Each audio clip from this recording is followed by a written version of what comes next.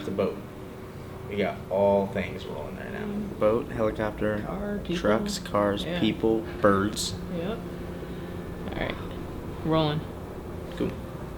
A time capsule casket closed containing all the words I ever spoken. I wonder if anyone would care enough to dig it up in 10 years.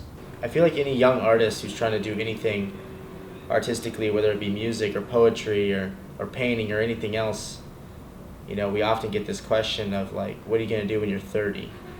What are you going to do when you're older? You know, is this going to pay off? Is there any money in this? How are you going to keep doing this? Like, I know it's cool. Like, I want you to be yourself, but I mean, you know, what are you going to do? What's your future going to be? Last year I was on tour and I was selling the 7-inch that I pressed last year, and I was looking at the 7-inch and I was thinking, I wonder if anybody is going to pick this thing up and spin it when I'm 30 in 10 years. And then I thought, what if I quit doing this altogether? What if I stopped doing spoken word right here at this moment and just went and, you know, started preparing to be 30? And I thought, you know, In 10 years from now, if one person is listening to that record, then, you know, who gives a fuck what I'm doing when I'm 30? It's weird to think about everything pure will eventually be relevant, even if the artist isn't here for it.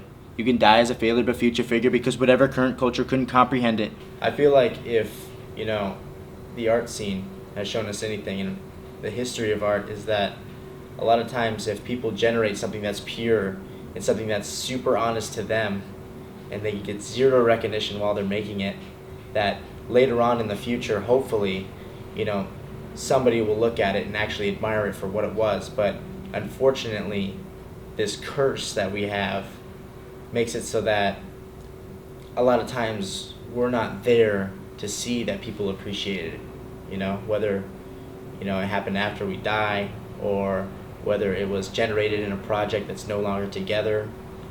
And I think that that's just this like bittersweetness of this whole industry is like, am I even speaking to the culture that's going to be able to comprehend the things that I'm saying?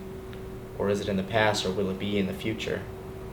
And I mean, that's the biggest gamble you could take. It's a poet's curse, and it only gets worse the more open to your words, AD, like a convertible hearse. The most underground artist is the one that's buried in his dirt, and has always felt buried under the pressure of the world. Being an underground artist is more than just not being recognized for whatever you're doing. It's literally feeling like what you're doing is underground. It's pushing something that's, you know, 80 feet out and 6 feet down from wherever society wants you to be, and you look to the left and you look to the right, and there's two people trying to do the exact same thing you're doing, and they're both dead. And you're thinking, is that going to be me if I keep pushing this? But we just keep going, we keep generating, and I feel like we constantly put that pressure of the world on our back until hopefully, eventually, we're no longer underground. Because we're all in debt to serve good deeds. We're all in debt financially. We're in the depths of being destined to die, but we're born to live, so we live to leave. I owe the bank a ton of money, and I owe favors to all of my family and all my friends who have helped me get on shows and help me get on tour and, you know, do whatever I can to help sustain, you know, whatever I'm trying to do, or help push the message of whatever I'm currently trying to convey. And I feel the debt building up, both in money and both in favors to everybody else around me. And I honestly, I just can't wait to pay it off. Because a lot of people are born to live, but people like me are born to get the fuck out. Born to go. At least for now. Because we'd rather be elsewhere. Fuck it, I'd rather be someone else. And I'll leave my environment before I let it define myself. I'll take the landscape goat that forever defines my fate. The freeway leads to the grave. It's all downhill from here if I'm not roadkill on the way.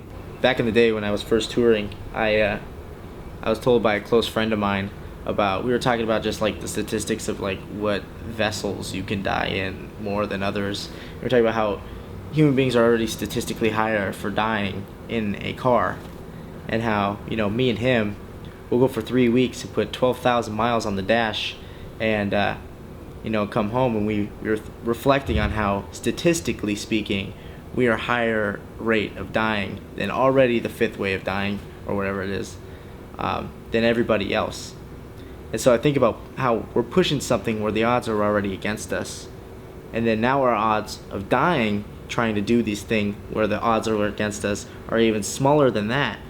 It's like, damn, this future, this pushing this thing, it's all downhill from here, unless we die trying to make it. I chase my dreams because my nightmares chase me. And the terror of being forgotten is haunting. Oftentimes I'm left wondering if the world will ever know. Will I get a chance or make no change, like putting a ghost on death row? I prayed to the 8-ball God and all I got was try again later. But I don't think I will because I fear the word no more than my deathbed. And I don't like the odds of a future in this being pretend, because they're not my favor, like 5 in the chamber in my head playing reverse Russian roulette. But what else do I fucking have? I mean, what else do I have? I feel like everything that I think and all my energy that I put into my artistic ability is pushed through this, and I don't really have much else. And as time goes by, I just keep on focusing on the one thing. Because the thing you learn about people who constantly travel and they constantly push their band, or whatever the fuck they're doing, whatever the fuck is worth creating and trying to push to the point where nothing else is going to matter, obviously just doesn't have anything else.